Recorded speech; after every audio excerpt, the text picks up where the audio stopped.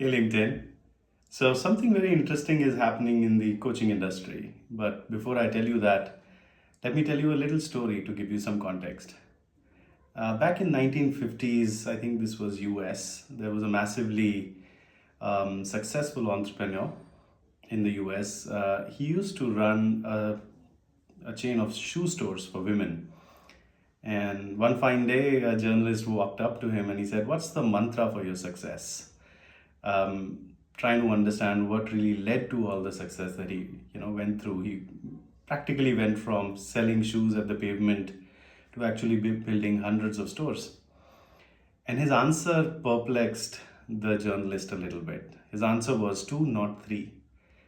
And the journalist asked him again, saying, "What do you mean by two, not three?" He said, "Every time a woman walks into my store and asks me for a shoe, we say, okay, of course, I'm going to give you the shoe and you can take a look." And then she goes again and says, "Okay, can you give me one more shoe?" And they bring that shoe down and she looks at both the shoes, tries them on. And then she goes and says, "Hey, can you get me that one also?" And when that happens, we ask her, "Which of these two shoes do I remove?" So two, not three. I say, "What does that mean and how does that lead to success?" So he says, "Every time we show them three shoes, they buy none.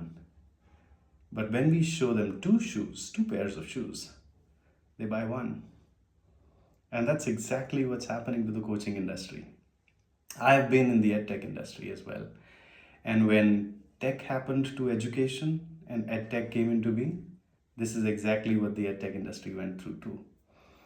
So there is a lot of this over choice that is being fed to people. And of course, with advent of AI, what's really happening is across the board, everyone's really looking for scale. They're throwing numbers of how many coaches do they have globally and so forth. And what at Pivot we have chosen to do is walk exactly in the opposite direction.